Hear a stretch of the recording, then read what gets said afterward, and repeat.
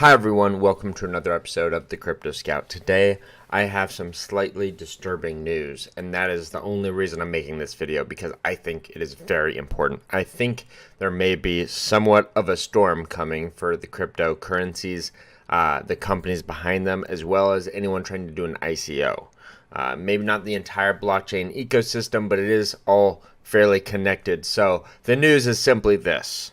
MasterCard as of the 16th yesterday, and Visa as of soon to be, probably December, they're saying, they have declared cryptocurrencies and ICO projects and companies to be high risk.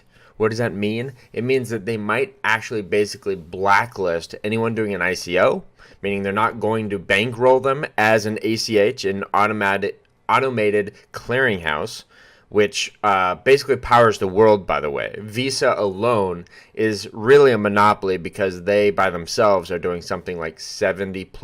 I think it's close to 75, actually, percent of all transactions worldwide.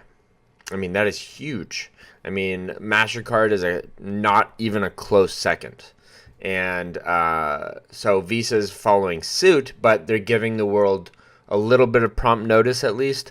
But, I mean, that being said, just so you fully understand the gravity of the situation, if the primary automated clearinghouses of the world say no more crypto, that will dramatically limit how many people are able to get into the blockchain space. It'll make it very difficult.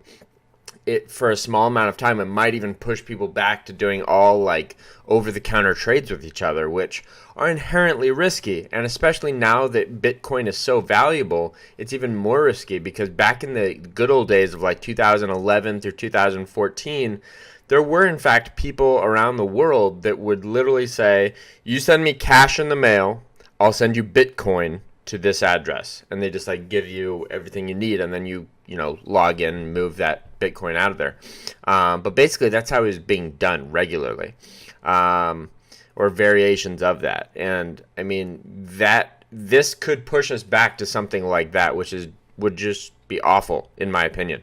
It would definitely negatively impact the price valuations of most cryptocurrencies. The market caps, simply people would be, selling off because they think that's going to hurt the markets. And I think it probably will, but I encourage you to hodl. That's what I always like to do. Hodl because, guys, if you've gone to any conferences regarding blockchain technology, you've probably heard this before, but we are still very early, and there is a war coming, a storm, if you will. The big banks are going to realize that they cannot just buy out cryptocurrency companies and say, oh, we're on the blockchain too now, everyone use us. No, because there's a very healthy amount of competition, for one. For two, those coins are basically sovereign. Just because, like, let's say someone was able to buy Stellar or buy Dash, the company that basically runs the cryptocurrency. Just because you did that doesn't mean you own all of the cryptocurrency. No, that's very distributed.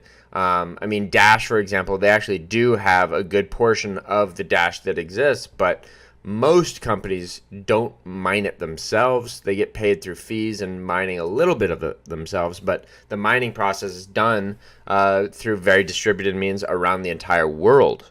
So it's impossible for banks to just basically buy their way into this space. And they're going to realize that we are real competition. The blockchain space is very real, and we are not friends. I mean, we are quite literally adversaries. So there's going to be a war basically waged by the banks against blockchain technology. And this could be an indicator of it, because instead of the banks coming out and being hostile, they're going after the blood flow, basically. I mean, this is the lifeblood that powers the world. And if people cannot spend their dollars or their fiat from whatever country to buy cryptocurrencies on an exchange using an automated clearinghouse, then how are you going to do it? PayPal? PayPal seems to be the only, and Stripe are going to be the only alternatives. But trust me, if Visa and MasterCard are doing this, then I would bet you money that both PayPal and Stripe come up with some excuse to also blacklist cryptocurrencies. Now, if they don't do that, it's going to mean they're going to make a lot of money. So hopefully they don't. But A lot of money to us is chump change to the globalist bankers that basically run the world, guys. So this is a huge thing that's happening, and it's something to pay close attention to, and know when people start realizing what's going on, and when this hits in December, when Visa does this, I do think it'll negatively impact the prices. So I am going to hodl. I'm not buying anything until December. I don't think December is going to be like 2017 where everything was shooting up. I think December this year is going to be shooting down, and we're going to be testing the level of resistance of Bitcoin at 5,000 rather than 6,000. I know that sounds like really bad news, because it is, but hey guys, there's tons of hope on the horizon. So don't be too pessimistic. Definitely hodl, and when that consolidation period happens, maybe in December, buy some more of whatever cryptocurrency you like the most, because I'm not a financial advisor, so I'm not giving you recommendations on what to buy. I'm just telling you what kind of trends I see coming in the near future. So keep that on your radar, guys. Thank you for watching, and have a great day.